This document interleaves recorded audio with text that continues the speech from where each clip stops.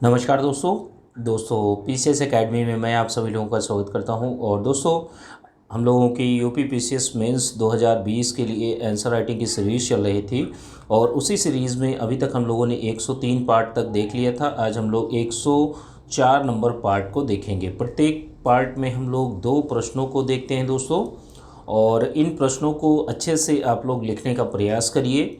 और आज का जो प्रश्न है वो पेपर सेकंड का प्रश्न है। प्रश्न संख्या 207 है और 125 शब्द सीमा में इस प्रश्न को आप लोगों को लिखना है। दोस्तों, कुछ चीज़ें हैं कि जैसे जो आप प्रश्न लिख रहे हैं, प्रश्न को लिखने से पहले वही ग्रामर की गलतियां आपसे नहीं होनी चाहिए। जो इंट्रोडक्शन पार्ट है, बॉडी पार्ट है, कंक्लूज़न पार्ट है, तो तीनों में एक एक कोटेशन, कविता, श्लोक, मूवी के गीत, बोल, इन सारी चीज़ों को ऐड कर दीजिए और अपने उत्तर को बेहतर बनाइए। ठीक है। इसके साथ में जैसे जहाँ पर भी रेलेवेंट हो तो वहाँ पर आप लोगों को क्या करना है कि आप डायग्राम का उपयोग करिए, फ्लो चार्ट का भी उपयोग करिए और स्वच्छता का खास ख्याल रखिए कि कॉपी में काटापीटी नहीं होनी चाहिए। इसके साथ में जो कोटेशंस हैं, जो अच्छे वाक्य हैं, शब्द हैं, तो उनको आप अंडरलाइन भी करने का प्रयास करिए और अच्छे से इस प्रश्न को लिखिए। प्रश्न को लिखने जो प्रश्न है, प्रश्न क्या है उसको देख लेते हैं कि राष्ट्रपति की जो विधायी शक्तियों का वर्णन करना है। 125 शब्दों में आप लोगों को इस प्रश्न को बताना है, अच्छे से लिखना है। ठीक है दोस्तों, ये वीडियो अच्छा लगता है तो वीडियो को लाइक कर दीजिएगा। ठीक है। इसके पीडीएफ आप लोगों को यूपी पीसीएस मेंस के ग्रुप में और बीओ मेंस के ग्रुप में आप लोगों को मिल जाएगी। जो लोग भी यूपी पीसीएस मेंस का ग्रुप अपना देखना चाहते हैं देख सकते हैं। ठीक है। चलिए, आज का जो प्रश्न है, प्रश्न को चीज़ों को देखते हैं। राष्ट्रपति की विधायी शक्तियों का वर्णन कीजिए। तो देखिए, राष्ट्रपति की विधायी शक्तियों की जहाँ तक बात करते हैं तो राष्ट्रपति देखिए देश के प्रथम नागरिक होते हैं। ठीक है। और ये संसद के अभिन्न अंग भी माने जाते हैं कि जैसे देखिए जो हमारी पार्लियामेंट है, तो पार्लियामेंट 3 चीज़ों से बनती है। आपकी पहली चीज़ है आपके प्रेसिडेंट, राष्ट्रपति, दूसरी चीज़ है लोकसभा, तीसरी चीज़ है आपकी जो राज्यसभा होती है। ये तो तीनों चीज़ें मिलकर संसद का निर्माण होता है। तो ये संसद का अभिन्न अंग माना जाता है। अब देखिए, एक एक करके जो राष्ट्रपति हैं, राष्ट्रपति को विधायी शक्तियाँ अब वो प्राप्त हुई हैं कि जैसे जो सेशन है, कि जैसे राष्ट्रपति हैं, राष्ट्रपति सदनों को आहूत करते हैं।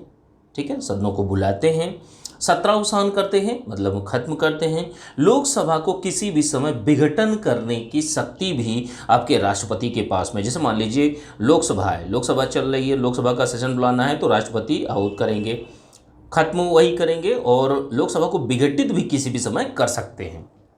तो ये आपके सबसे पहला शक्ति है राष्ट्रपति जी की। अब देखिए, राष्ट्रपति जी को जो दूसरी शक्ति प्राप्त है, जैसे मान लीजिए किसी साधारण विधेयक में दोनों सदनों में गतिरोध उत्पन्न होता है या विवाद की स्थिति बनती है, तो संयुक्त यानी ज्वाइंट सेशन का प्रावधान है संविधान के अनुच्छेद 108 में। तो उसके माध्यम से राष्ट्रपति जी क्या करते हैं, ज्वाइंट सेशन का आयोजन करते हैं और संयुक्त अधिवेशन को बुलाते हैं। ठीक है। तो ये भी एक विधायी शक्ति मानी जाती है।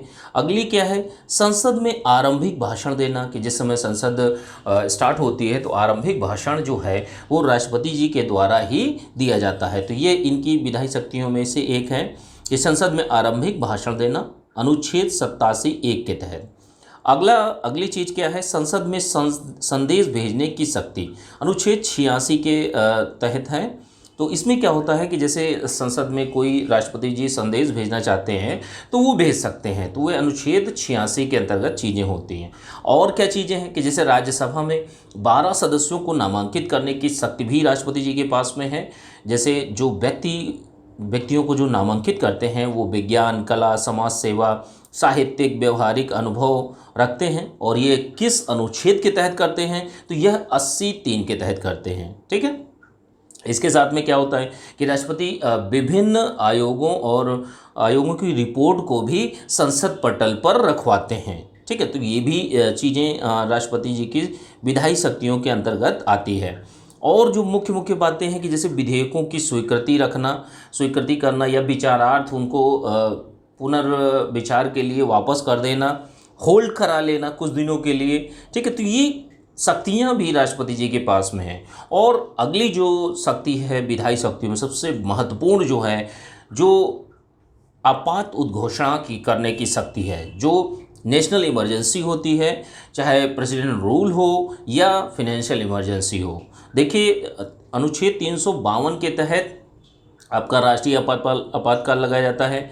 अनुच्छेद 356 के तहत क्या होता है, 356 के तहत आपका क्या लगता है, राष्ट्रपति शासन राज्यों में लगाया जाता है। और 360 के तहत वित्तीय आपातकाल लगाया जाता है। अभी तक हमारे देश में कभी भी वित्तीय आपातकाल नहीं लगाया गया है, ठीक है। तो ये जो आपात करने की उद्घोषणा करने की जो शक्ति है, वो तीनों की तीनों शक्तियाँ आपके राष्ट्रपति जी के हाथ में ही हैं, ठीक है।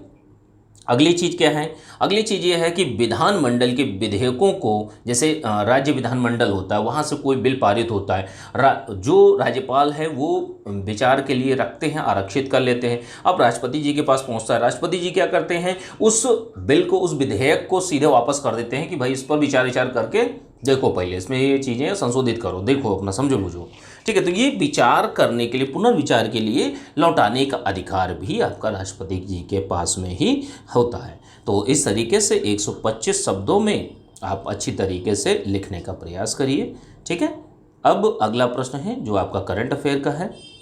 इसकी पीडीएफ दोस्तों आप लोगों को जो टेलीग्राम पेड ग्रुप चल रहा है तो उसमें आप लोगों को मिल जाएगी। जो लोग भी अपना पेड ग्रुप ज्वाइन करना चाहते हैं तो ज्वाइन कर सकते हैं, कोई जो ज़बरदस्ती नहीं है, आपकी इच्छा के ऊपर है, आपको ठीक लगता है तो ज्वाइन कीजिए, ठीक है। तो देखिए व्हाट्सअप नंबर है 9140085178, इस पर आप लोग मैसेज कर सकते हैं, ठीक है। चलिए स्टार्ट करते हैं। आज का दूसरा प्रश्न करंट अफेयर का प्रश्न है और प्रश्न संख्या 208 है। 125 शब्द सीमा में इस प्रश्न को आप लोगों को लिखना है। प्रश्न को लिखने से पहले वही सावधानियां कि जैसे जो ग्रामर की गलतियां हैं वो नहीं होनी चाहिए। जो इंट्रोडक्शन पार्ट है, बॉडी पार्ट है, कंक्लूजन पार्ट है, तो तीनों में एक एक कोटेशन, कविता, श्लोक, मूवी के गीत, बोल, इन सारी चीज़ों को ऐड करिए।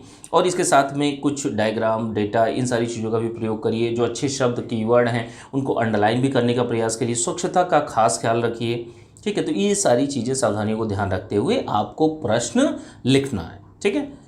तो देखिए प्रश्न को देखते हैं। प्रश्न है क्या, मिशन सागर पर टिप्पणी करनी है। हाल ही में मिशन सागर काफ़ी चर्चा में रहा लॉकडाउन के पीरियड में। तो देखिए मिशन सागर क्या था कि केंद्र सरकार के द्वारा चलाया गया एक मिशन था, जिसके तहत क्या था, मिशन सागर की शुरुआत जो है 10 मई 2020 को की गई थी और ये 49 दिनों तक चला था। 49 दिनों तक चला गया था। इसमें क्या किया गया था कि जैसे आईएनएस केसरी के द्वारा इसको शुरू किया गया। आईएनएस केसरी में जो दवाइयां हैं, जैसे जो कोविड-19 की जो दवाइयां थी, जो भी प्रचलित दवाइयां हैं, चल रही हैं, इलाज तो नहीं है लेकिन हाँ कुछ जो सपोर्टिव मेडिसिन दी जाती हैं उनकी बात हो रही है। तो उसमें खाने, जो अनाज है, जो राहत सामग्री है, वो पैरासीटामोल, हाइड्रोक्सीक्लोरोक्विन और अन्य दवाइयाँ ये जहाज़ पर रखी गई। आईएनएस केसरी पर रखने के बाद इसका उद्देश्य क्या था, कोविड-19 से लड़ने के लिए हमारे समुद्री पड़ोसियों को सहायता करना, जैसे मॉरिशस है, मालदीव है, इनकी सहायता करना। तो कोविड-19 की दवाइयों का आपका इस्तेमाल किया गया, इनकी वितरित की गई लोगों में, ठीक है, द्वीपों पर, और 600 टन अनाज की सहायता दी गई। अब देखिए मिशन सागर की विशेषताओं को देख लेते हैं। तो इसमें जैसे कुछ चीज़ें हैं कि मॉरिशस, कोमोरोस द्वीप पर चिकित्सकीय सहायता उपलब्ध कराई। आईएनएस जो आपका जहाज़ था, ठीक है, आईएनएस केसरी के द्वारा, ठीक है। अब देखिए आईएनएस केसरी और इसके द्वारा पूरा का पूरा मिशन सागर चलाया गया। मॉरिशस और कोमोरोस द्वीप पर चिकित्सकीय सहायता उपलब्ध कराई गई। मालदीव में लगभग 600 टन खाद्य पदार्थ का वितरण भी किया गया। इसके साथ में क्या क्या किया गया कि जैसे ये एक ओवरऑल में कहें तो ये एक सहायता कार्यक्रम था, लोगों की हेल्प करने वाला कार्यक्रम था, ठीक है। कोविड-19 के कारण जो प्रभावित लोग हैं उनकी चीज़ों पे बेहतरी हो सके। और क्या है कि मॉरिशस में जैसे मालदीव में लगभग 600 टन खाद्य पदार्थ का वितरण किया गया। मॉरिशस में क्या किया गया, आयुर्वेदिक दवाइयों की विशेष खेप को पहुंचाया गया आईएनएस केसरी के द्वारा। मेडागास्कर और कोमोरोस द्वीप पर हाइड्रोक्सीक्लोरोक्विन, इन सारी चीज़ों का भी वितरण किया गया। तो हर तरीके से इसमें सहायतार्थ एक मिशन था जो कि समुद्री पड़ोसियों के लिए था, ठीक है, भारत के द्वारा उठाया गया था, भारतीय सेना के द्वारा। तो ये आपका पूरा का पूरा मिशन है, मिशन सागर। इसको आप लोग अच्छे से 125 शब्दों में ईजिली लिख सकते हैं। अच्छे से लिखने का प्रयास करिए, पैराग्राफ और पॉइंट्स के फॉर्मेट में लिखने का अच्छे से प्रयास करिए। ठीक है, चलिए ठीक है, थैंक यू देखने के लिए।